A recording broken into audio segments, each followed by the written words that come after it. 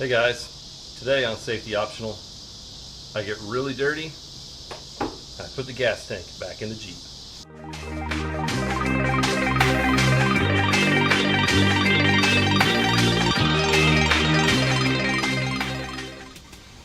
Alright, I'm getting ready to get started on my fuel tank for my Jeep.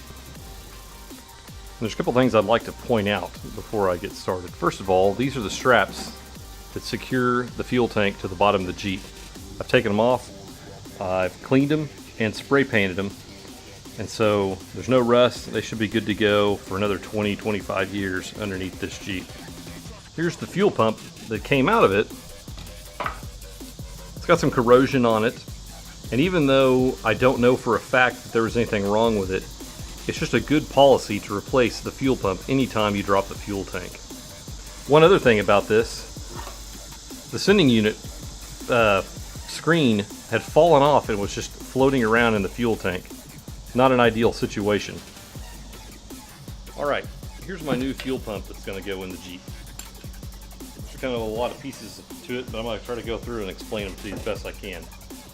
This is the new inlet screen. It goes on the bottom here and it indexes into this little slot.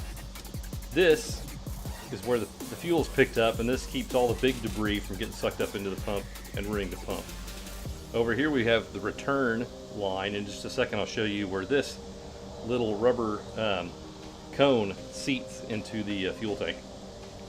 Next is the float. This works, this arm, this floats on top of the gas and it controls this. This tells the fuel gauge how much gas is in the tank. Return line, sending line. You got a gasket that seals to the fuel tank, lock ring, and then the wiring harness, and then the two hoses.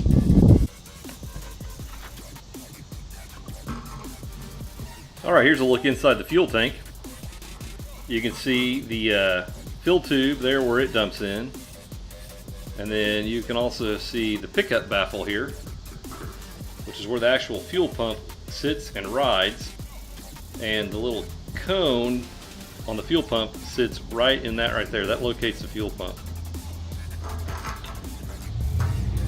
And you can see it's got holes in the bottom so the pan stays filled with fuel. And this tank is spotless. I've got a little corrosion here, a little dirt on the gasket mating surface here. I'm just going to clean that off. Nothing major.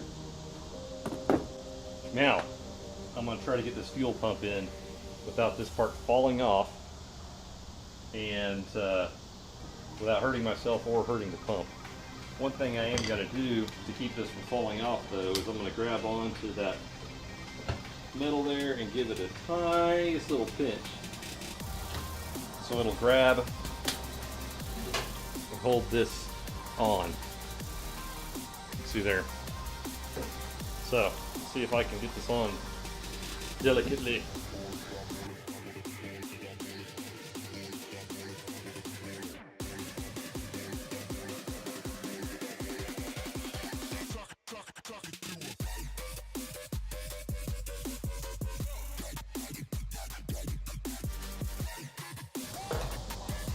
Okay, I've got it indexed correctly.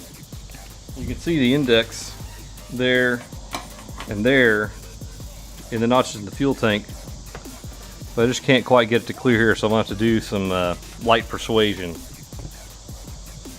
it. It's really to get this lock ring to lock in and engage on here. There's so much pressure from that gasket, the O-ring on here, and really I want to do some massaging to get that O-ring where it's seated all the way up underneath properly. Yep, I'm going to have to do some serious wrestling here. And probably for the sake of embarrassment, I'm going to cut this part out. I got the lock ring engaged here. Now all I need to do is tap it on around. to get it locked in. Now the experts will tell you need to use a brass drift or something like that here so you don't cause a spark, but because I've got no fuel in here, I don't need to worry about a spark causing an explosion.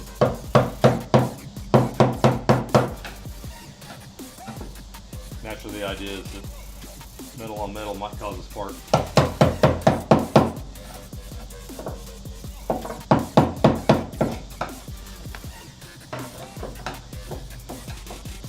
Alright, I've got full engagement all the way around. So this baby is locked on there, and the O-ring is nice and seated up in there. So she's ready to put back into the Jeep.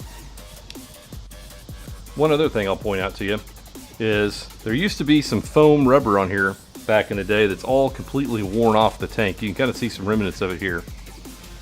So what I've done is gone in and put a little bit here on these low spots that will ride up against the bottom of the frame of the Jeep and help cushion a little bit, keep this thing from rattling and vibrating. Alright, I'm underneath the Jeep now. And I'll give you guys a quick tour of what I've done down here. This is where the fuel tank went, and you can see kind of where that rubber matte residue undercoating is, where the tank's been rubbing. Here's where that foam pad that I put on there will ride.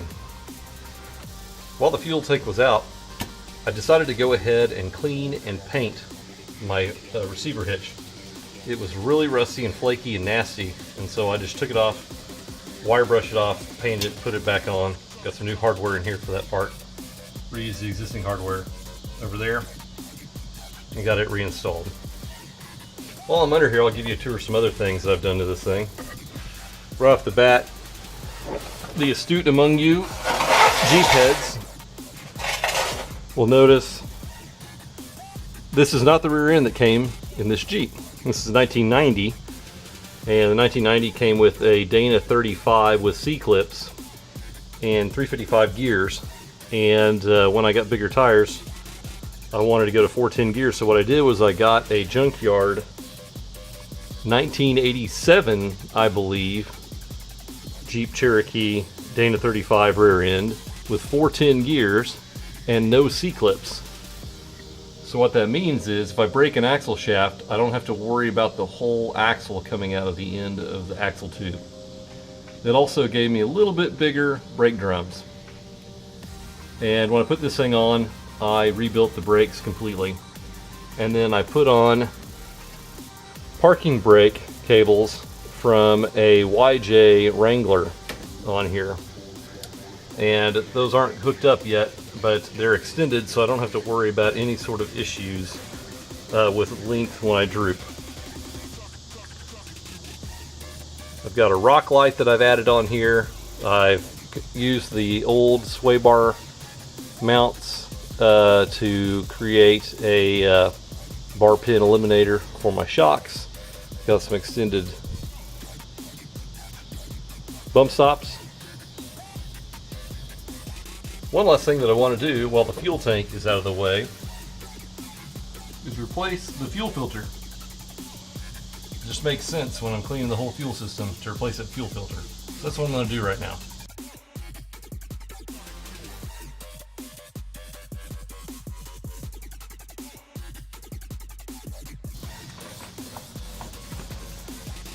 Shiny new fuel filter. Okay, one thing to notice, the one that came off is marked with the direction of flow and an in and an out. This new one, which is a micro guard, is not labeled other than right here. It's stamped with in. In being from the gas tank.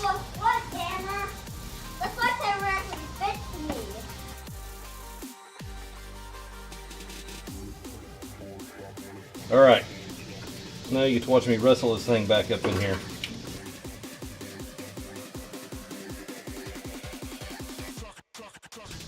Here's a tip.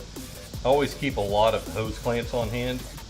That way, when you remember that you had to cut the hose clamp off of your fuel fill line to get the fuel tank out because it was so rusted and nasty. You've got one on hand to replace it with after you drop the tank again, because you realize that you forgot the hose clamp was there. Alright, let's get this thing put in there. Let's see if I can get this by myself.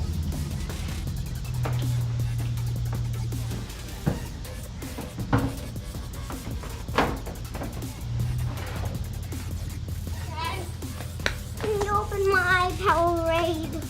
Yeah, hold on just a second, amigo.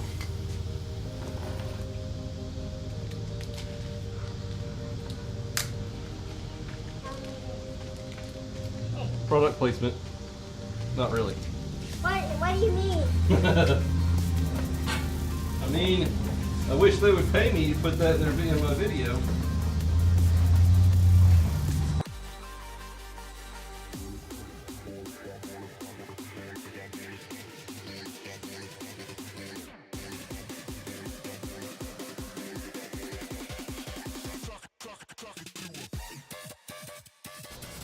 Now this part's kind of a pain. You can see down in there the fuel fill and vent hoses that have to get hooked up, and it's a real pain to reach up in here and get them hooked up. In fact, I had to unbolt this piece and bend it completely out of the way to get them in there, and then these two little screws here are what hold this up. So now you're going to get to watch me flail trying to get those hooked up.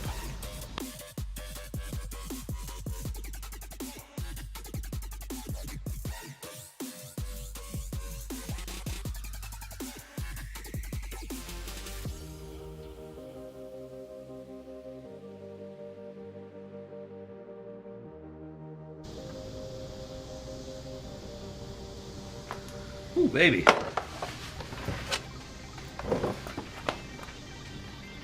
Worst part of the whole job, I promise.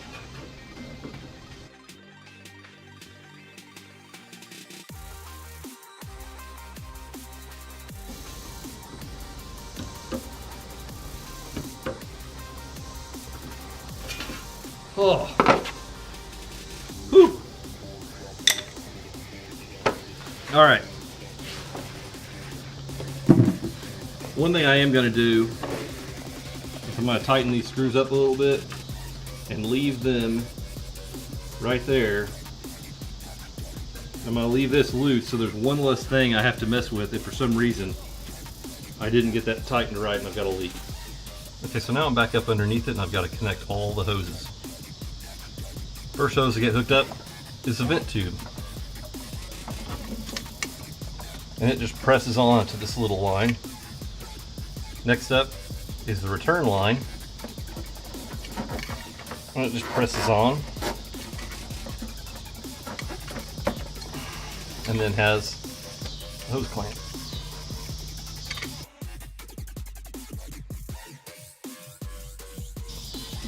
Last hose to hook up, fuel supply.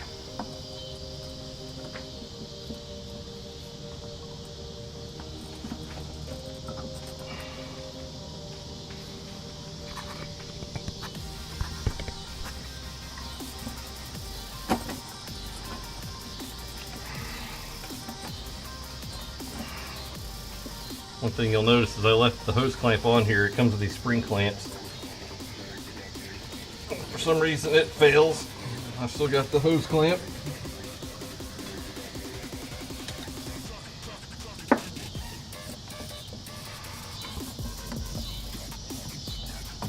Now,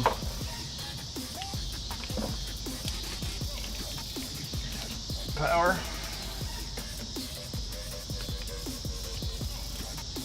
Click.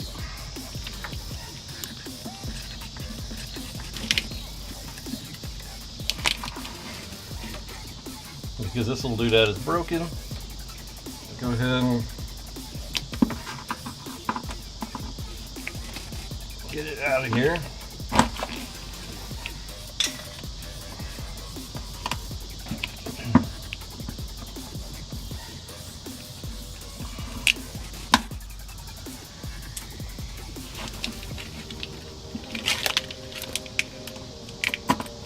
Ta-da! Alright, so that generally wraps up the installation of the fuel tank. And I think that's all I'm going to be able to handle tonight.